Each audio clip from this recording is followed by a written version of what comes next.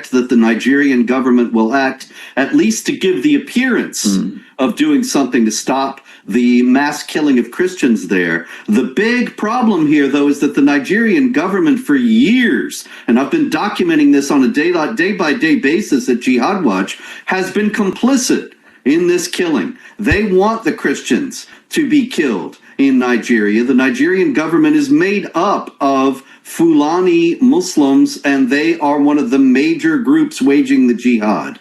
Now, that is another thing that's problematic, because when you're coming to jihad, it's a war that never ends. As we are seeing in Gaza, you can't sign a deal and think it's all going to go away. It's just going to keep going, and we saw that didn't work out so well for the U.S. in Afghanistan or Iraq. Maybe it would be better this time to pursue other means, such as cutting off, or finding in the first place and cutting off the people who are funding and equipping the jihadis in Nigeria, and helping the Nigerian opposition and so on. You know, Kuru Janta was once a village that lived in peace. Now it's a place of death. Little had been known of the violence that spread out of Jos City into the rural areas. What you see here for the first time confirms the worst fears of many Nigerians. The village had no protection. On Tuesday it was attacked. Bodies were dumped in wells, a macabre sight as workers came from the Jos Central Mosque to recover them. Yet they could offer even less dignity for those they weren't able to remove, filling in the wells to convert them into graves. Local people say between 100 and 150 died.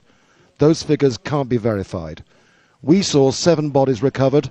In this house, the charred remains of a 5-year-old child. There were also women killed.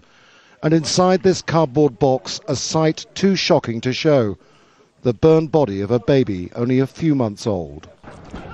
What we've just seen was horrific. While you can see the scale of damage here, it's hard to imagine the level of suffering and death, just as it's difficult to estimate the numbers killed.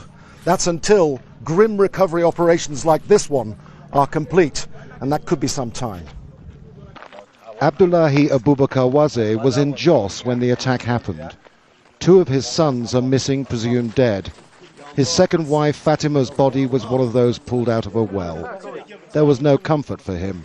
She was buried in a pit. If the federal government of Nigeria can do justice, this is the right time for them to bring an end to this type of, because this is massacre, this is